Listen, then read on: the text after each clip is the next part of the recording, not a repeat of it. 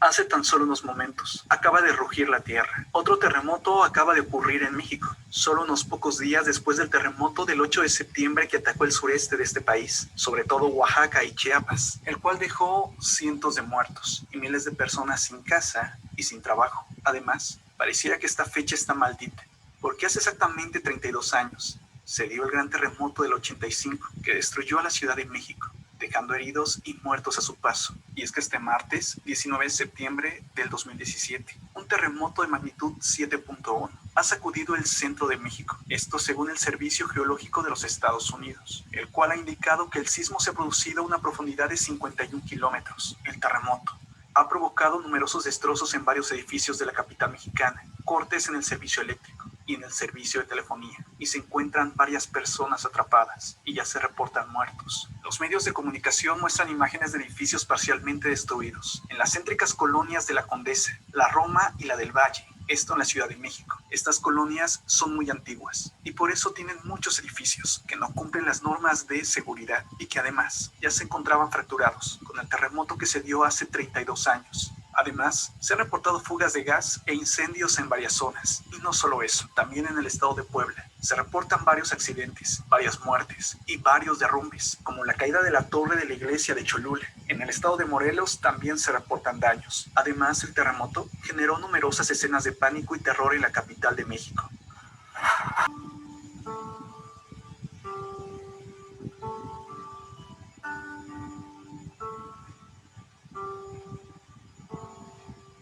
De la Sierra Morena, cielito lindo viene bajando. Un par de ojitos negros, cielito lindo de contrabando.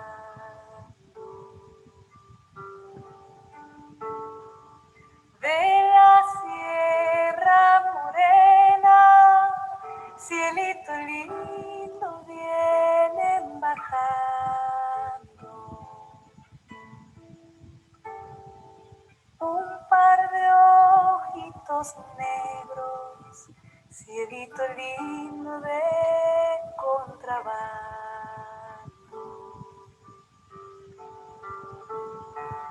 Ay, ay, ay, ay.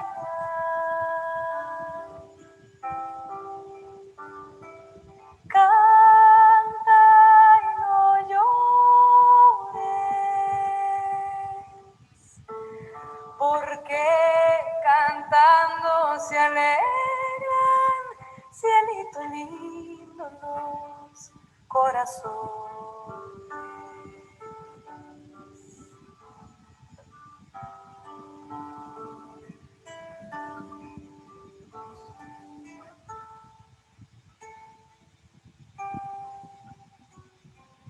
Ese lunar que tienes, cielito lindo junto a la boca. Buen día, nosotros somos el equipo número 3 y les vamos a presentar el tema de logística humanitaria. Y bueno, la logística humanitaria se da desde que una inundación en el siglo V a.C. Hizo que la humanidad fuera devastada por un diluvio que duró 40 días y 40 noches. En la actualidad ocurren muchos terremotos, huracanes y desastres naturales, los cuales hacen que la población dependa de insumos de otras poblaciones o de otros lugares para poder sobrevivir y levantarse de todas estas tragedias. Y bueno, como definición tenemos por José Holguín Veraz que la logística humanitaria es el proceso sociotécnico que permite a los individuos organizarse en una red social compuesta por una serie de actividades técnicas. Siguiente. También tenemos la definición de Agani, que el principal problema logístico es llevar un número de diferentes productos a través de distintos medios de transporte. ¿Esto qué quiere decir? Que la logística lleva de por medio, la logística humanitaria lleva de por medio los problemas de transporte, de llevar de un lugar a otro para poder ayudar completamente a la población. Siguiente. Y bueno, en la logística humanitaria tenemos diversos actores que es la red de distribución de ayuda humanitaria. Estos actores son los donantes, las agencias de ayuda, las organizaciones, gobierno, que es principalmente la fuerza militar y los proveedores logísticos. Siguiente. Ok, ahora entonces hablemos de por qué surgió el concepto. Bueno, como lo mencionó ya antes, surge porque los desastres naturales han ocurrido a lo largo del tiempo y se han hecho parte de las generaciones.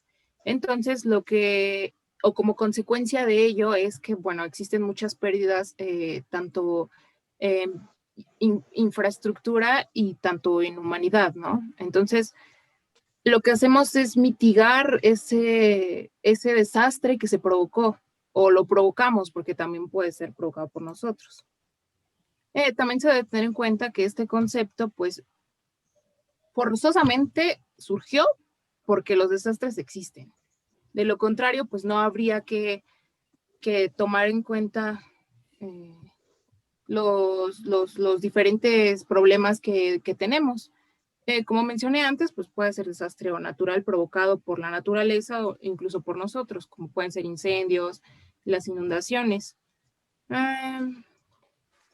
Bueno, dentro de la historia de la logística, vimos que este concepto se desarrolló o tomó formalidad en 1993, cuando hablaban del papel y el desempeño que fungían cada persona cuando surgía un desastre. Por ejemplo, en un sismo, pues se necesita una persona que se encargue de organizar qué es lo que hace falta, a dónde hace falta, o sea, todo eso a partir de ahí surgió. Bueno, en esta gráfica podemos observar que han habido en México diferentes desastres naturales, específicamente en este gráfico.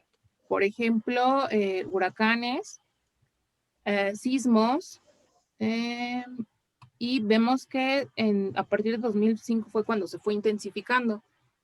Este gráfico nada más habla a partir del año 2018, sin embargo, bueno, en los últimos años también hemos tenido que ver con desastres naturales y se han visto el desarrollo de la logística humana mucho más detallado. Bueno, en este año, el año pasado y el antepasado, observamos que estamos sufriendo una crisis, ¿no? En principio, del 2019. El 2019 surgió lo que es coronavirus, aunque no había llegado en México. Para 2020 sí estábamos sufriendo esa pandemia.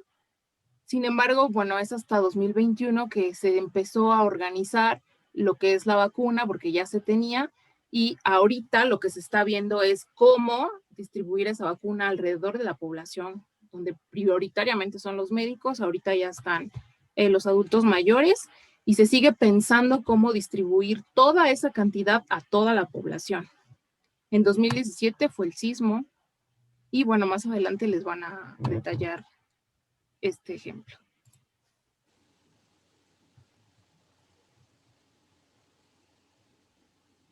Ok, en esta parte, ya que hablamos un poquito acerca de la historia de cómo surge esta logística humanitaria, pues podemos ver un esquema general de lo que representa la cadena de abastecimiento, en donde se empieza por proveedores y las donaciones que se hacen respectivamente con la situación que se padece. Estos son llevados a centros de distribución y después se pueden llevar o no a puntos intermedios. Estos puntos intermedios van a ir a centros locales en donde se va a distribuir hacia los beneficiarios. Dentro de este esquema se puede observar que tenemos en cuenta transporte, almacenamiento, preposicionamiento, en dado caso que tengamos puntos intermedios, y la distribución que es más cercana a los beneficiarios. Con todo esto, pues tenemos un esquema de más o menos cómo se distribuye esta logística humanitaria. Siguiente. Y bueno, la logística humanitaria se puede dividir en 3 etapas. Cuando hablamos de las etapas de operación de la logística humanitaria, hablamos de una operación altamente compleja, porque se requiere responder de inmediato a situaciones que no son predecibles, tanto de acontecimientos naturales como en los que no son tanto, y se debe determinar qué es lo que se demanda, la cantidad, dónde y cómo se puede distribuir la ayuda, y implica tener una alta flexibilidad para poder solucionar de la mejor manera la situación. También se da el caso de que a veces hay una saturación de organizaciones o individuos prestando ayuda en la zona de desastre, y esto, más que aumentar la cantidad de recursos para aliviar esta situación, resulta en un caos cuando no hay un líder que organice las actividades, cuando se asigne una responsabilidad, cuando no se asigna más bien esta responsabilidad, o cuando no se distribuyen bien los recursos. Dentro de las etapas para esta operación de ayuda, según nuestros autores que investigamos, identifican las siguientes 3 fases para esta operación de ayuda ante un desastre. La primera, que consiste en la preparación; la segunda, la respuesta inmediata, y luego la respuesta inmediata después del desastre; y la tercera es la reconstrucción. Las actividades de estas fases, pues todas requieren de soporte logístico y variedad de suministros que requieran. Dentro de la primera fase de preparación, sé que nunca estamos preparados ante una situación adversa, pero se pretende desarrollar la capacidad de respuesta ante el desastre para que se faciliten las operaciones de asistencia. Para la respuesta inmediata, se requiere integración de una cadena de abasto en la cual se enfrenta una demanda muy incierta. También, pues nunca se tiene fuentes de suministro que ya estén predefinidas, y tampoco una red de transporte establecida. Y en la reconstrucción se busca apoyar a las comunidades afectadas para su pronta recuperación. Siguiente, por favor.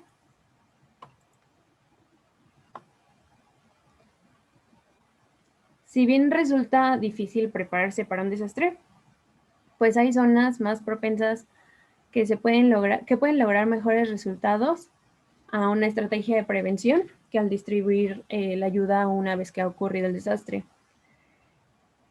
Dentro de esta estrategia de preparación para una catástrofe, se incluyen 5 elementos, en donde uno de ellos es el despliegue de recursos humanos, que consiste en la selección y capacitación de personas que se harán cargo de planear, coordinar e intervenir en caso de un desastre.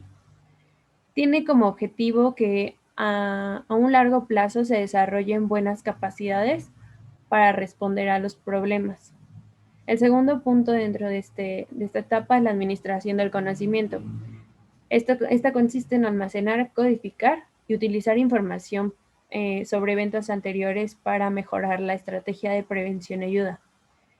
En este punto, es importante el empleo de sistemas de información geográficos que faciliten el reconocimiento de la infraestructura, que den detalles sobre el estatus de carreteras, de puertos fronterizos, y, por ejemplo, en el diseño de estrategias de evacuación. También cómo se pueden abastecer recursos críticos y, pues, qué se demanda en estos eventos. Siguiente, por favor. Después también contamos con recursos financieros, en donde es la asignación de recursos monetarios para desplegar operaciones de ayuda. Por ejemplo, cuando ya se cuenta con acuerdos de precompra o con proveedores de medicamento y alimentos. El suministro de estos productos es inmediato si hay dinero disponible en cuanto suceda el desastre. En este caso, por ejemplo, en la pandemia que ahorita vivimos, pudo haber sido importante este factor de tener ya un acuerdo precompra, porque al aumentar la demanda, pues fue un factor bastante importante, sobre todo en cubrebocas, en alcohol y otros elementos. Dentro del siguiente punto, que es la colaboración, esta define acuerdos sobre cómo distintos actores, tanto gobierno, instituciones privadas, ONG y la comunidad sobre todo, se coordinan en caso del siniestro.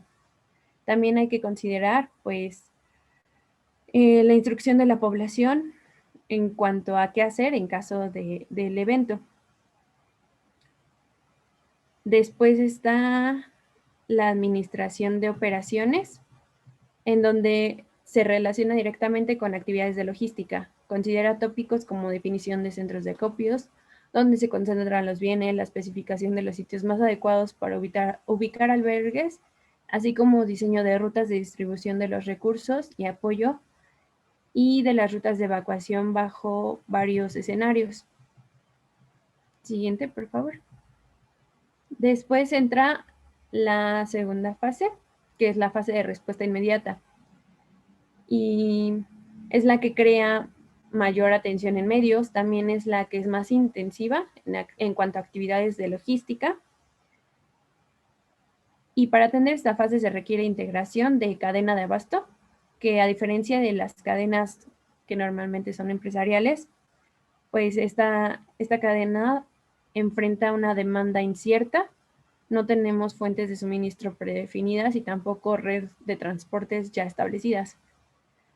Entonces, pues dentro de esta etapa se puede dividir entre tres, que se basan en el proceso empresarial, pero se pueden trasladar a este contexto de logística humanitaria.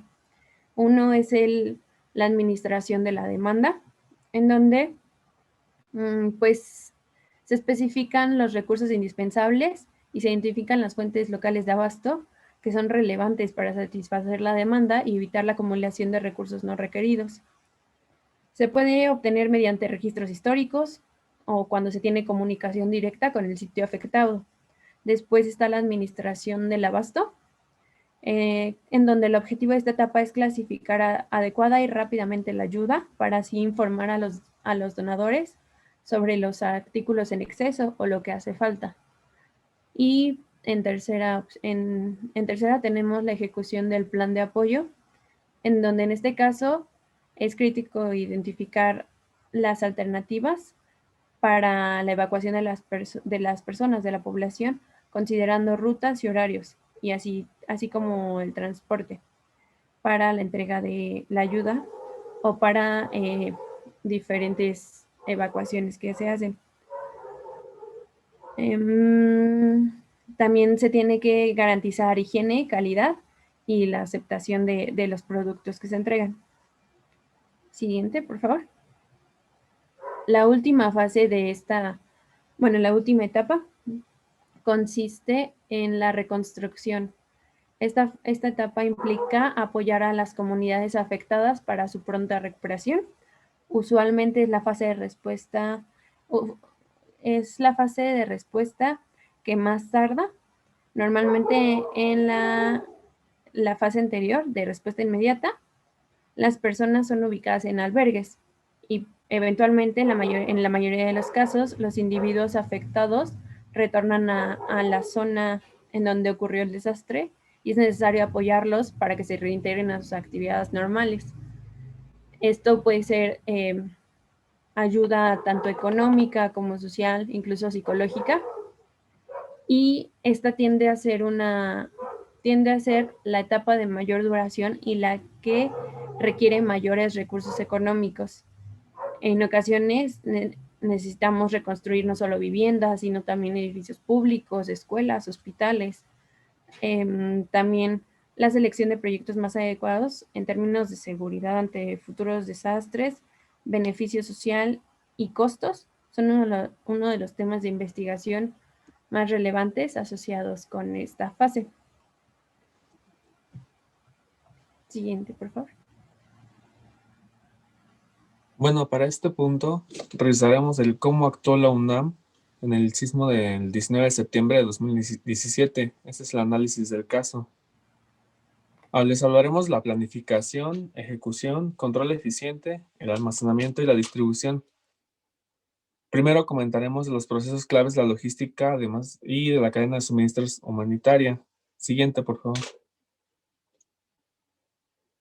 Como primer punto es la planificación y de acuerdo con el programa de los preparativos para las situaciones de desastres, las partes de la logística son abastecimiento, que consiste en poner el servicio de las organizaciones que se encargan de la asistencia, los suministros identificados como necesarios y solicitados por la atención de las necesidades detectadas, para lo que requiere también la identificación de las fuentes y las formas de adquisición. También tenemos los suministros humanitarios. Estos suministros de emergencia son los productos, materiales o equipos que se utilizaron en las organizaciones para la atención de los desastres. El abastecimiento de los suministros pueden ser solicitados o adquiridos por los organismos, de acuerdo a su intervención, por medio de las donaciones, la población y algunas ocasiones incluso fue ayuda internacional o compradas. Después para las donaciones, pues depende de las necesidades de la población que tenga una vez que sucedió el desastre y se realizó la evaluación de los daños. Pues aquí es donde se despliega el listado de los suministros que son necesarios para minimizar pues, el dolor social, por así llamarlo. De acuerdo al tipo del fenómeno perturbador que provoca el desastre, son los recursos que van a solicitarse.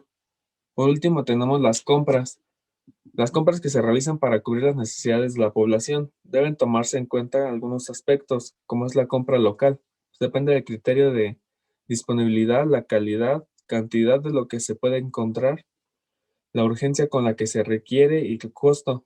La compra en grandes cantidades de un producto puede significar en un futuro un evento negativo en el mercado local o el acceso a la población para este producto.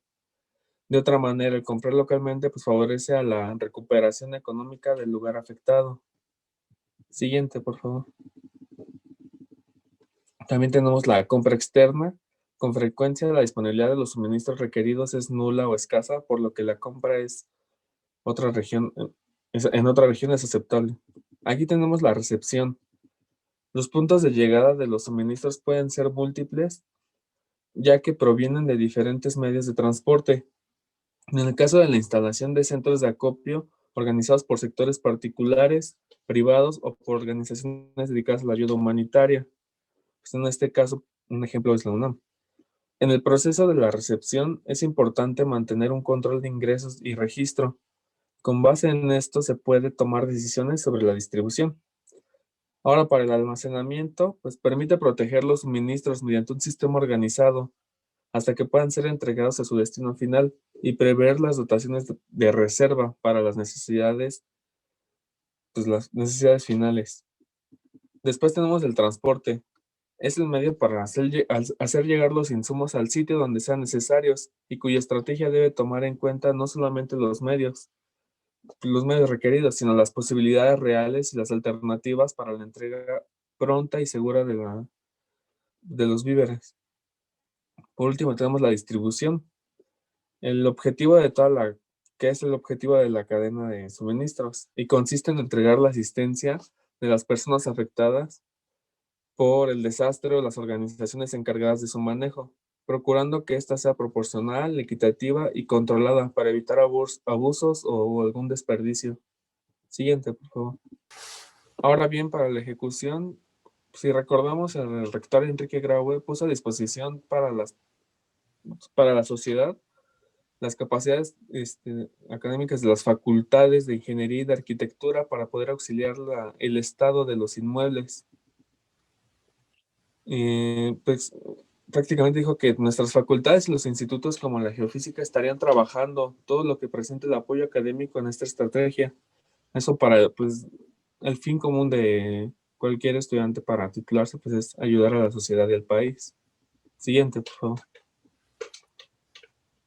Pues aquí ante la emergencia y la destrucción, la universidad respondió no solo con el conocimiento de los expertos y las herramientas que teníamos al alcance, sino que también con la organización ejemplar de la comunidad y pues, el brigadeo y con la solidaridad mostrada por los alumnos, los profesores y muchos investigadores. Apenas unas horas después de que tembló fue cuando pues, miles de universitarios abarrotaron el estadio, pues fue cuando abrieron los centros de acopio, o sea, fue muy rápido. Y el resultado pues fue la recepción, la organización y distribución efectiva de más de 1,000 toneladas de víveres que fueron trasladadas a poblaciones afectadas, pues, muy cercanas, fueron las de la ciudad, en Xochimilco. Siguiente, por favor. Gracias. Igualmente, se conformaron brigadas emergentes que se presentaron a brindar ayuda desde el Cuerpo de Bomberos de la Ciudad Universitaria, cuadrillas de arquitectos e ingenieros, como había mencionado, grupos de médicos, psicólogos y abogados, también trabajadores sociales, algunos perros de búsqueda y rescate, hasta esparcimiento cultural en albergues organizados prácticamente por las instancias de la universidad. Siguiente, por favor. Además, aquí podemos ver que el CENAPRED y la UNAM presentaron el mapa digital de las fracturas en el suelo de la Ciudad de México, y eso se desarrolló en el Observatorio Hidrológico, dependiente del Instituto de Ingeniería, un sistema de alerta de lluvia en tiempo real para atender emergencias. Siguiente, por favor. Ahora bien, para el control eficiente. Siguiente. Se presentaron diferentes kits. Estos los conformaban precisamente para población especial. Tenemos, por ejemplo, de los bebés, que contenía desde pañales, toallas, aceite, talco, champú. También tenemos kit de alimento pues, básico para las familias, donde tenía alimentos perecederos, no perecederos, disculpa, y lo más básico, lo que no necesitaba cocinarse, sino simplemente era una preparación muy básica. Siguiente, por favor.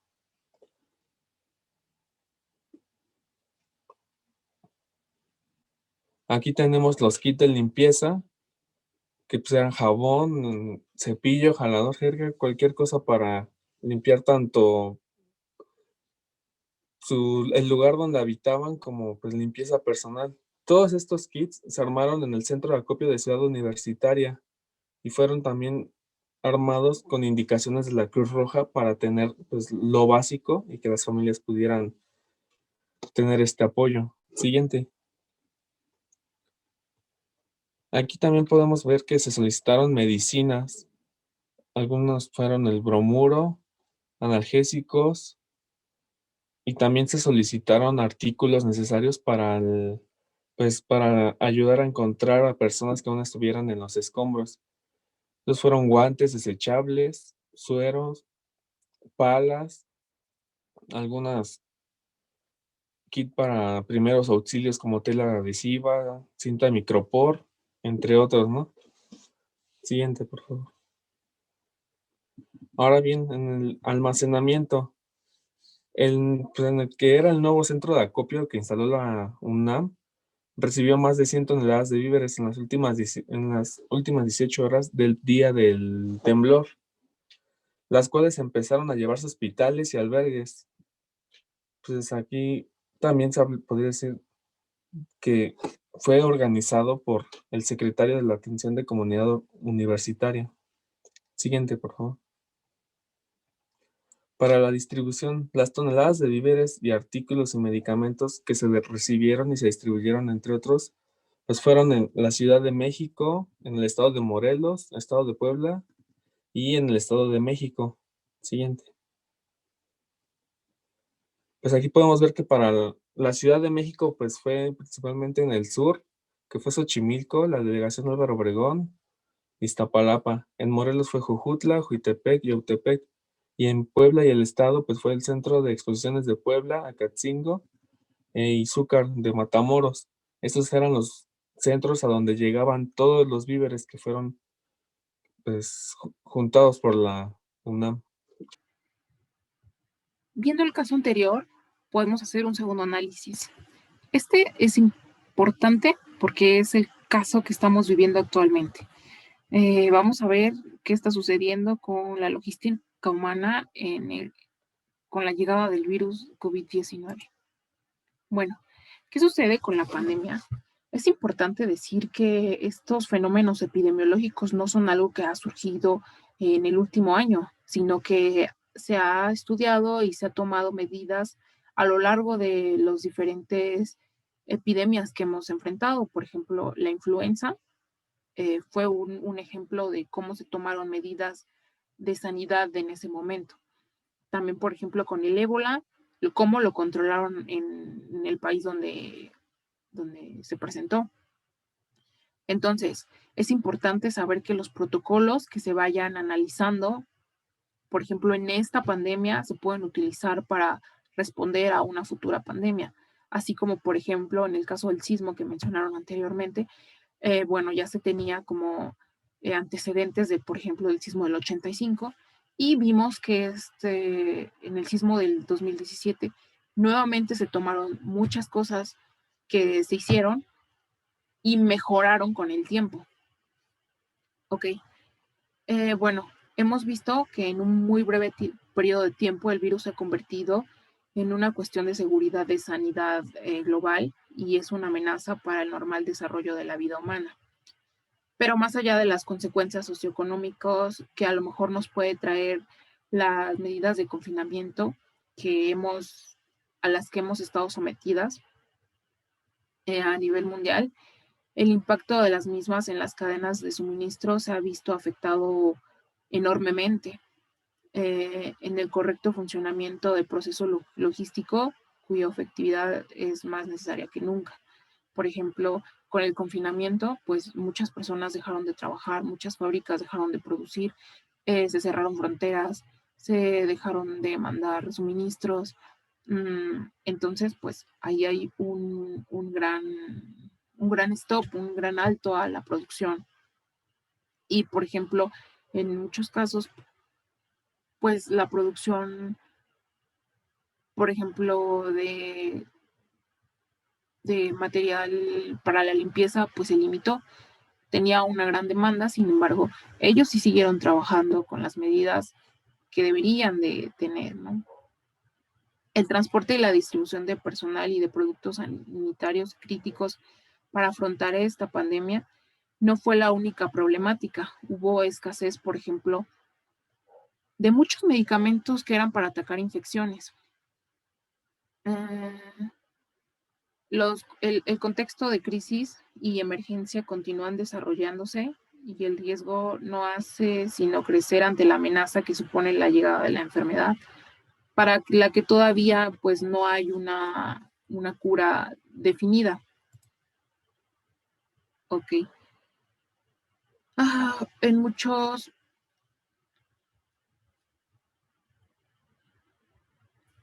Ok, se cerraron como, pues sí, ya habíamos dicho, ¿no? Cerraron muchos puertos. Ahora entonces, ¿cómo es que todos los protocolos que a lo mejor ya se tenían anteriormente no funcionaron? Bueno, este virus fue diferente, se esparció muy rápido y muchos países, incluido México, no tomó en serio el hecho de que podía llegar hasta acá y afectarnos de la manera en la que nos está afectando. Entonces, ¿cómo se puede observar la logística humanitaria en este tipo de caso, ¿no? La logística juega un papel sumamente importante. Son clave para el abastecimiento de la población. Ayuda a población vulnerable. Y bueno, la logística comercial ha tenido muchísimo golpe de la pandemia, ¿no? Bueno, anteriormente mis compañeros comentaron cuáles eran las etapas de la logística. Ellos mencionaron 3, sin embargo, consultando fuentes respecto a este tema, consideran 4. Y bueno, esos son mitigación y preparación. El segundo es respuesta inmediata, respuesta para la restauración y reconstrucción para largo plazo se contempla. Bueno, todas estas medidas se contemplan para una futura pandemia que pueda llegar a la humanidad. Ok. La manera en cómo se dieron las cosas permite decirnos que la primera etapa, la de mitigación y preparación, no fue realizada, sino que directamente nosotros pasamos a la etapa de respuesta inmediata. Ok, ¿por qué decimos que esta etapa no fue tomada en cuenta? Bueno, para esto recordemos un poco que la primera etapa es la preparación y no se refiere a prever la ocurrencia del siniestro, sino a desarrollar la capacidad de responder ante el desastre de tal manera que su efecto se abata y se faciliten las operaciones de asistencia. Resulta difícil prepararse para un desastre. Hay zonas más propensas a las que puede llegar a afectar de una manera mucho más significativa. Entonces, bueno, en esta etapa hubiera entrado el hecho de que capacitaras a tu personal médico para la pandemia, ¿no? Por ejemplo, los síntomas, cómo tratar esos síntomas, cómo detectarlos de manera oportuna y no cuando ya tus pulmones estaban colapsando. Entonces, eso no se tuvo al principio. Tampoco se tuvo ese conocimiento para hacer una estrategia en la cual se produjeran los medicamentos claves necesarios para atacar ese principal síntoma. Tampoco, bueno, la respuesta ante las pruebas de COVID no eran suficientes. Eran, bueno, muy caras, eran inaccesibles para muchas personas y cuando se empezaron a hacer las pruebas gratuitas, estas demoraban porque se hacían filas enormes y solamente se las hacían a aquellas personas que, por ejemplo, perdían el olfato. Y posteriormente se dieron cuenta que no necesariamente ese es un síntoma que indique que tú tienes el virus. Ok, bueno, dicho esto, entonces vimos que esta etapa, todas estas estrategias no se tomaron en cuenta. Inmediatamente, como es la siguiente etapa, la respuesta inmediata, lo que hicimos fue aislar y decir quédense en casa, no usen cubrebocas, porque pues al principio no era necesario el uso de cubrebocas. Entonces, el objetivo de esta etapa es atender a la población vulnerable para hacer que los daños sean mucho menores. Entonces, bueno, se buscaba suministrar la atención médica, así como los medicamentos y los bienes necesarios para subsistir. En este caso, como ejemplo, podemos decir, ok, bueno, una vez que fue el aislamiento, se hizo un acuerdo del gobierno con instituciones privadas para que pudieran tener acceso a las personas infectadas a la atención que requerían. Sin embargo, bueno, como antes se mencionó, no se tenía previsto que hubieran tantos enfermos en tan poco tiempo. Se controló durante un periodo, pero después de eso, pues hubo repunte de casos donde pues prácticamente ahorita se están muriendo en sus casas. Eso decimos que pues no se está brindando la atención médica la atención médica que se garantizó que habría, ¿no? Entonces ahí vemos cuáles son las fallas de las etapas que se previeron. Bueno, es importante también saber que durante esta etapa tienes que saber cuál es tu demanda. Tienes que saber qué demanda vas a tener, de qué productos y cómo los vas a distribuir. Y si los puedes o puedes producir o puedes comprar. Tú tienes que tener esa esa visión, el gobierno en este caso, ¿no? Bueno, como anteriormente se mencionó, es necesario determinar cuánto es tu población vulnerable.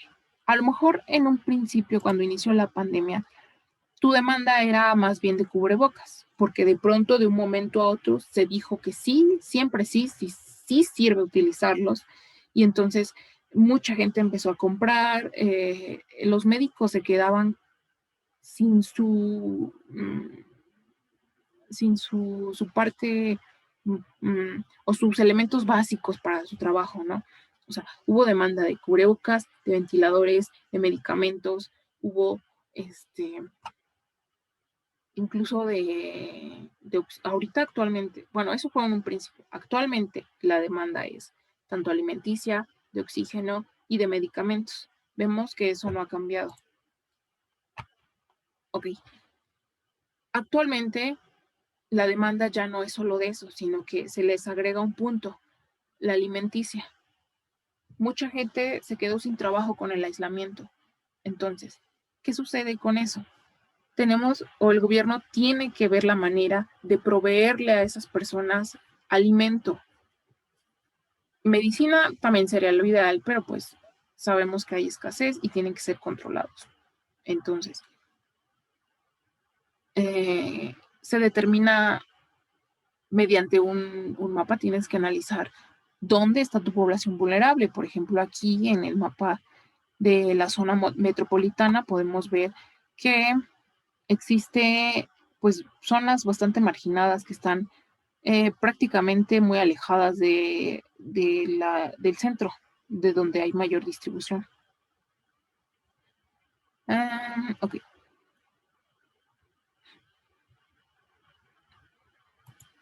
Tienes que pensar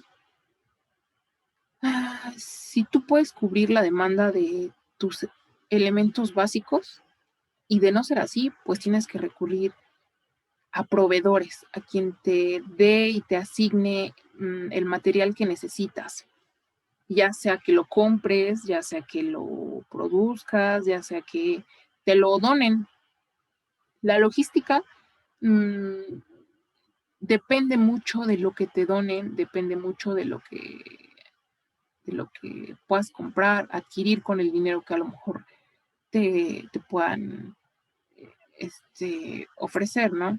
Entonces, es una demanda totalmente incierta, pero dependiendo de lo que tienes que saber cómo distribuirlo y qué prioridades tienes en mente. Por ejemplo, en un principio, la prioridad era satisfacer la demanda que se tenían en los hospitales, la demanda de medicamentos, cubrebocas, equipo de seguridad. Actualmente la demanda que se tiene pues es distribuir el alimento. Como ya mencioné antes, pues lo que se busca es tener proveedores, donadores, que tú los adquieras y comprar todo el medicamento en principio o el alimento y llevarlos a los centros logísticos. De ahí, pues bueno, se hace un análisis, ya que sabes en qué población vas a moverte, qué población es la que lo requiere, qué cantidad. Bueno, te pasas a los centros logísticos, ¿no? Los puntos de distribución y finalmente estos llegan a la población vulnerable. O de los centros logísticos temporales pueden llegar inmediatamente a la población vulnerable. Bueno, es muy importante tener en cuenta tu método de distribución. Puesto que es humanitario, pues ya sea el gobierno con el plan DN3, es eso como están distribuyendo gran parte de la ayuda. Ok, bueno, podemos hablar entonces de una tercera etapa, que se llama respuesta para reconstrucción. Muchos autores no toman esta parte como una etapa, sino como un previo a. La cuarta etapa sería la reconstrucción. Para muchos, la tercera etapa es precisamente la reconstrucción y no la respuesta para la reconstrucción. Bueno, nosotros analizando un poco, podemos observar varias cosas. La primera, podemos decir que ya estamos en esta etapa respuesta para reconstrucción, porque ya hay una vacuna. Entonces, ahora, tu demanda de vacunas tiene que garantizar cubrir a toda la población, no solo de México, sino de todos los países que presentan el virus, que prácticamente son todos. Entonces, una vez que tú sabes que ya puedes adquirir la vacuna, tienes que saber qué especificaciones se necesitan para tener esa vacuna en las condiciones óptimas para distribuirlas. No puedes adquirir vacunas, echarlas a perder y a lo mejor querer distribuirlas, ¿no? Estas tienen determinadas puntos estratégicos, por ejemplo, la temperatura, cómo lo van a hacer llegar a la población que está mucho más alejada de la ciudad y que no, donde no hay a lo mejor transporte para poder llegar rápidamente. Entonces, todo eso lo tiene que planear.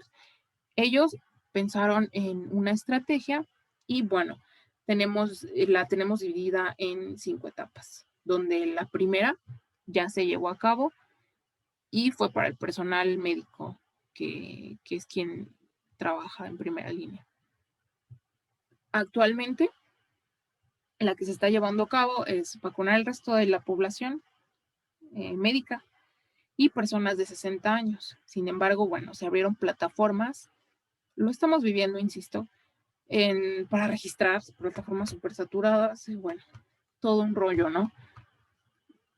Y no toda la población tiene acceso a internet para poder registrarse, entonces a lo mejor ahí es un poco injusto.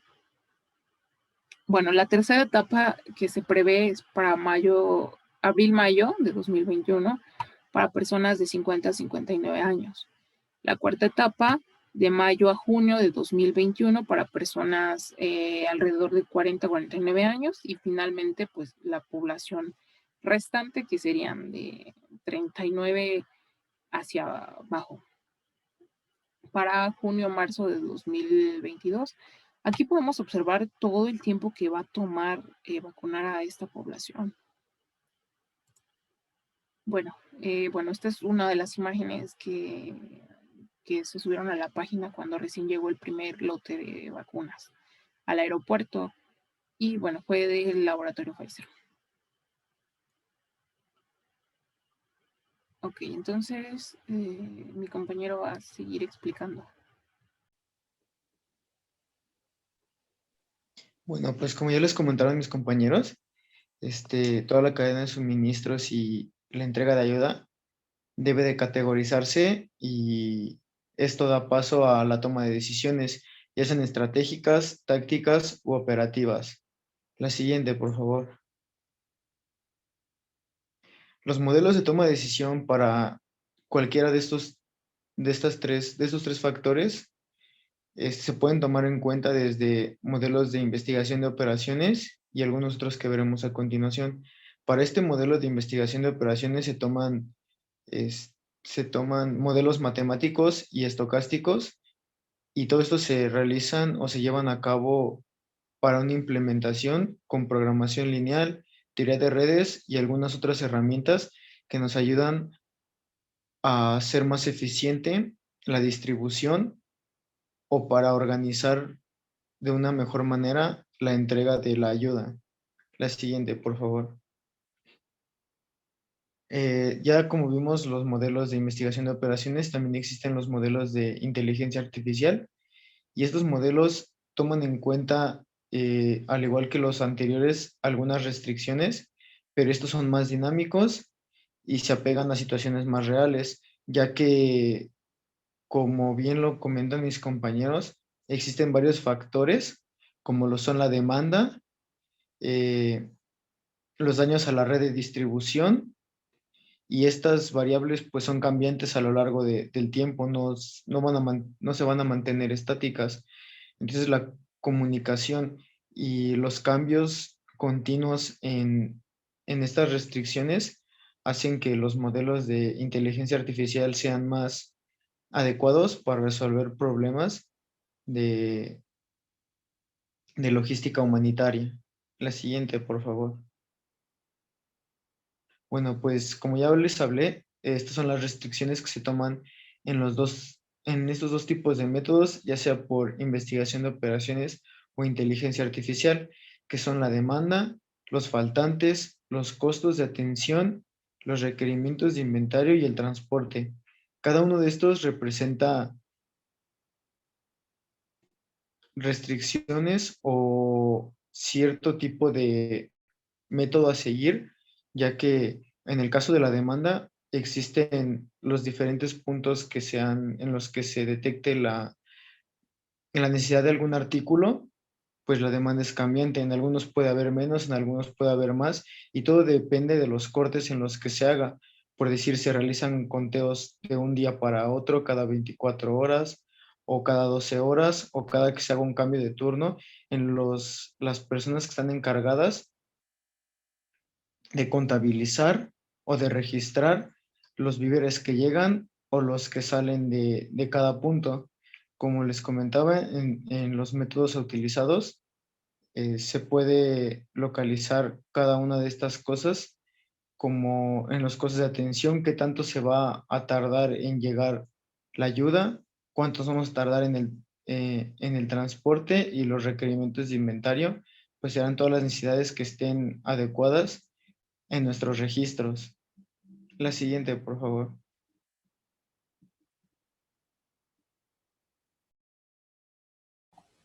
Y bueno, como conclusión, tenemos una tablita donde la cadena de suministros empresarial y la cadena de suministros de logística humanitaria es diferente. Cada una conlleva lo siguiente. En el lugar del patrón de demanda, en una cadena de suministro empresarial es relativamente estable, pero en la humanitaria es estimado. Los tiempos de espera van determinados por proveedor, fabricante y distribuidor, pero en el humanitario hay 0 tiempo de espera. La red de distribución es el número de centros de distribución y ubicación bien definidos. Y en la humanitaria, un poco desafiante debido a la naturaleza del desastre. En cuanto al control de inventario, en una empresa siempre va a estar bien definido. En una logística humanitaria va a ser difícil, puesto que no se sabe con cuántos víveres se va a contar. En el sistema de información, de igual forma, en una empresarial está bien definido.